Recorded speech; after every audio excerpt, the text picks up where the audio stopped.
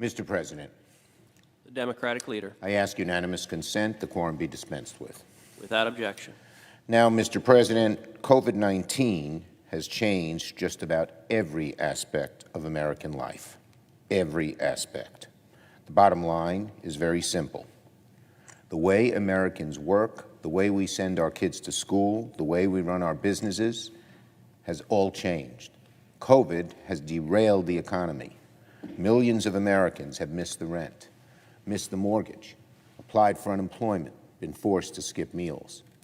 American poverty is beginning to increase more dramatically. More than 8 million have gotten sick. More than 220,000 have died.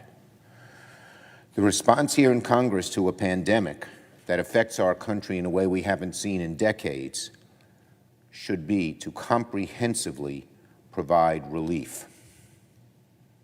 Our mission is not to pick out one or two industries and say maybe later to the rest. We can't privilege a small issue here or there and ask everyone else to wait. Our mission is to deliver big for a country and a people who are suffering direly. Our mission is to meet the needs of the country and leave no one behind. But Leader McConnell and the Republican majority have failed to grasp the gravity of this situation from the beginning. They put the Senate on pause for more than 5 months while cases went up and the death toll mounted. When the time came for them to pull together in August, they couldn't even get Republican senators to agree on one. 8 months into this long and brutal crisis, the Republican leader is filled with stunts and playing the smallest of small ball when so many are hurting. Today, the Republican majority will try to force a stunt, not even a real vote on a bill, but it leaves almost the entire country out of the picture. They're holding the vote over a backdrop of a dire increase in cases. The majority of states are seeing spikes right now. Half of all states have had their highest single day ever in the total cases in the last month. Experts say we have hard months ahead of us. It's possible the worst is yet to come, a second wave. We must act now to provide relief to the whole country, and our Republican leader and the Republican Senate is up to a stunt and not even negotiating or putting a bill on the floor. And the American people know it. They know who's to blame. They blame President Trump and the Republican majority. We know that. We know when it comes to COVID that the blame correctly falls on the shoulders of Leader McConnell and all his Republican senators who are afraid to do anything, who are divided. When any time Mr. Mnuchin gets on the phone with them, they say, don't do anything, we're too divided. Everyone knows that. We must provide real relief. That's what Democrats want to do. But in the Republican proposal today, there is no funding, zero funding for testing or tracing. The best way to stop this COVID menace. And in the Republican bill tomorrow, the funding for testing and the plan for testing is so completely inadequate, it's laughable, especially given the recent spike in cases. In the Republican proposal today, there's nothing for American families, schools, daycare, or food assistance. They are left behind, all of them. Renters, homeowners, folks struggling to keep a roof over their heads, they are left behind.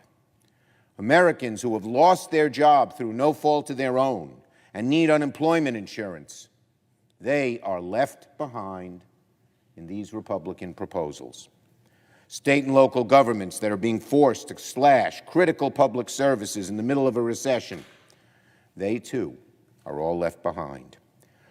Even on the issue of small business, the issue on which this bill is focused, it lacks specific funding for restaurants, for independent theaters and venues, for local newspapers, TV, radio stations, critical need hospitals, minority-owned businesses, and for all of our nonprofits. In each of those areas in which the Republican bill is deficient, so many are left behind. We have bipartisan support for programs that are not even being considered here today. And why is that? Why is McConnell doing stunts? The truth is, because the leader can't pass anything on the floor, he is resorting to a series of political stunts. That's all. Everyone knows it. The Republican leader himself admitted that as many 20 Republican senators don't want to vote for, quote, a dime more, his quote, of relief for the American people. So out of touch, so callous, so cruel. So what we have here are a series of show stunt votes designed to fail because the Republicans want them to fail. It's not going to get the job done for the American people. They can't even put a real bill on the floor. The only bills that they can pass are filled with poison pills that they know no Democrat will support in the House or Senate. That was the only way they could get them to vote even for this meager amount in tomorrow's bill. By telling the big corporations, no liability for you if you egregiously hurt a worker who has COVID. By telling wealthy parents you can pay for private school education with a complete tax break, free. But public schools get left out, middle-class people get left out, poor people get left out, wealthy people who send their kids to private schools, that's it, while they refuse to give money to the public schools that need the money.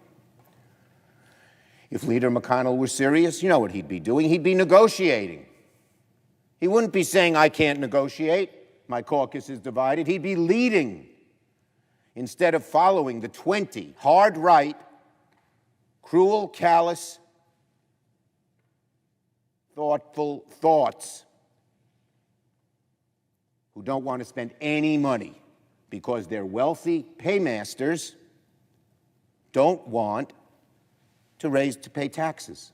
Let people suffer. I don't want to pay taxes. Let people suffer. I don't want government to do anything. When we all know the only real hope here is for a strong, active, and bold government-led program. Private sector can't fight COVID alone. The private sector can't get us out of this deep recession alone. We know that, but not the hard-right Republicans. They're stuck in their narrow ideological prison.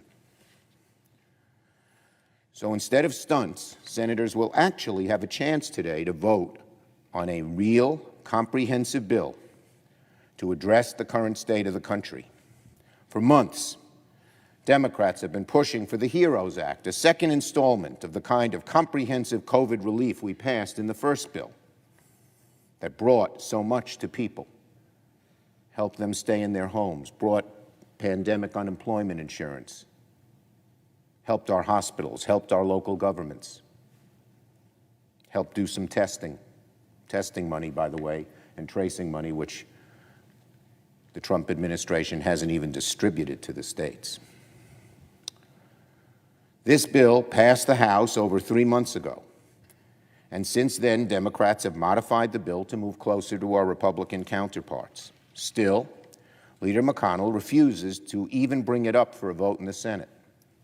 So today, Democrats will move to have the Senate take a vote on the HEROES Act, a comprehensive bill that does so much, that doesn't leave all the people behind that this proposal does. And we will see where every Republican senator stands on real COVID relief, not a stunt, a fake that leaves people out. Unlike the partisan, emaciated Republican COVID relief bill, the HEROES Act will not leave large portions of the country behind. It will not include poison pills like sweeping corporate immunity provisions that Leader McConnell has insisted on in every version of Republican legislation. It will deliver actual relief to American workers, American families, American states and localities and tribes. It provides assistance for food, rent, and housing, real funding for testing and tracing, unemployment insurance, and aid to small businesses of all kinds, not just a few. This morning, a poll conducted by the New York Times and Siena Research showed that 72% of Americans, including a clear majority of independents and Republicans, support another $2 trillion stimulus package. In other words, 72% support the Democratic plan to provide COVID relief. Even President Trump has told our Republican Senate colleagues to go big or go home. If my Republican colleagues were listening to the American people, they would not be playing these partisan games around small-bore, stunt-driven COVID bills. They'd be working with Democrats on something that actually meets people's needs. Instead, the Republican leader is wasting the American people's time on a vote he knows will fail.